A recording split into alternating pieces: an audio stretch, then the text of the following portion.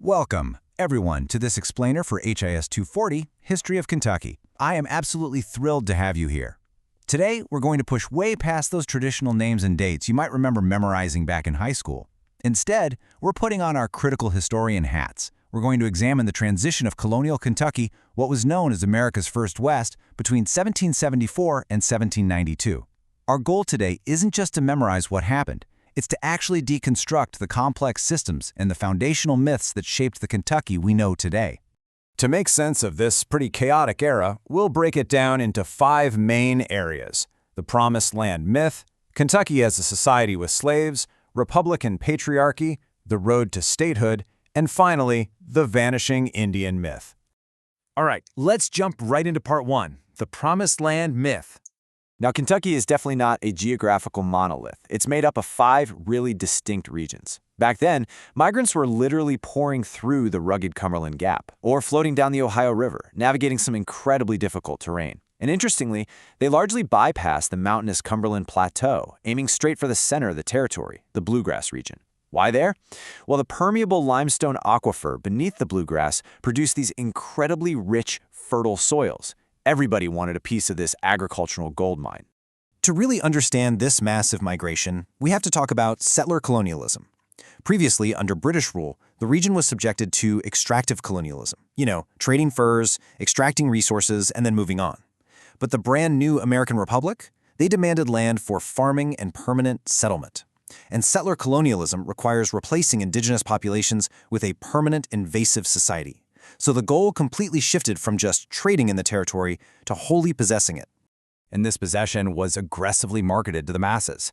John Filson's famous 1784 map of Kentucky basically served as the region's very first promotional brochure. The watermark on the original document literally reads, "Work and be rich." Filson was pushing a very specific narrative here. Come to Kentucky, clear the land, be a virtuous Republican farmer, and you are basically guaranteed wealth. He fueled an absolute crusade for this supposedly virgin land. But as critical historians, we have to look past the marketing. The myth was work and be rich, the dream of a perfect poor man's country. But the reality?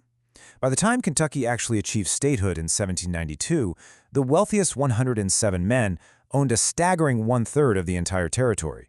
In that highly sought-after inner bluegrass region, over 80% of households were completely landless. They were forced into tenancy. So the Promised Land was, right from the very beginning, built on massive economic inequality.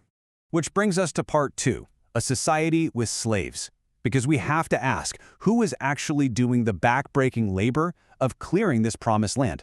First, we need to differentiate between a society with slaves and a slave society. A slave society, like what you'd see in coastal Virginia or South Carolina, relies on enslaved labor as the absolute engine of its economy, usually through massive staple crop plantations. Kentucky, mostly because of its geography and distance from eastern markets, never developed that massive plantation system. So economically, it was a society with slaves. But, and this is absolutely crucial to remember, it inherited and operated under Virginia's rigid, centuries-old slave society laws. The 1790 census really lays out the demographic reality here. Nearly 17% of the population, so almost 1 in 5 Kentuckians, was black and enslaved. You might wonder, if they didn't have huge plantations, why was slavery so prevalent? It's because enslaved people represented liquid wealth and social status. Owning even just 1 or 2 enslaved individuals was a huge marker of upward mobility for white settlers who were trying to replicate the Virginia gentry.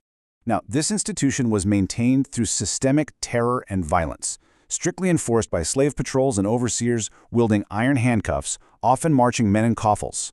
Yet even within this completely horrific system, we have to recognize the immense individual agency and heroism that existed. We have powerful accounts of enslaved men like Monk, who defended stations during Native American attacks and actually negotiated his freedom later on, or Peter Durrett, who founded the very first black congregation in Kentucky. The history of this era is defined by this profound tension between systemic brutality and relentless human resilience. Let's move to part 3, Republican patriarchy. The social hierarchy of Kentucky didn't just dictate race and class, it extended straight into the home. The early, chaotic frontier days of the 1770s were largely defined by big man culture, essentially ruled by sheer force and violence. But as Kentucky settled down, it adopted Republican patriarchy. This ideology held that only independent men could hold political and moral authority. And to maintain that status, the law intentionally created dependence. Under the legal doctrine of femis covert, which literally translates to covered women, married women were entirely stripped of property rights, independent wages, and even legal guardianship of their own children. Their entire legal identity was eclipsed by their husbands. Because of this, most married women found themselves completely isolated on farms, permanently severed from the female kinship networks they had left behind out east. But there were a few exceptions. Widows or abandoned women could sometimes attain the legal status of femme sole, meaning independent single women who could actually own property and run businesses.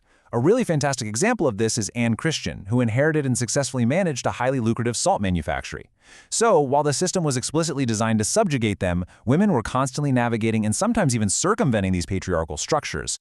Next up, Part 4, The Road to Statehood. Let's look at how this highly unequal society actually consolidated its political power. The road to statehood was brutal. It required 10 separate conventions, fiercely debated by 3 main political factions. First, you had the partisans. These were largely landless men who wanted statehood so they could democratize the government and redistribute land equitably. Second was the country party, the wealthy, landed elite and surveyors who just wanted to protect their massive estates. And third, the court party, judges, lawyers, and political elites who wanted to build a commercial empire.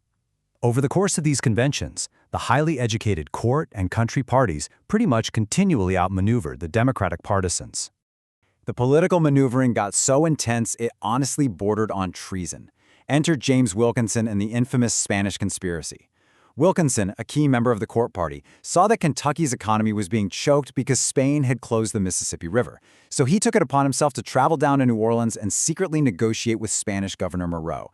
Wilkinson proposed a scheme to sever Kentucky from the United States entirely, bringing it into the Spanish Empire in exchange for a personal trade monopoly. No way, right?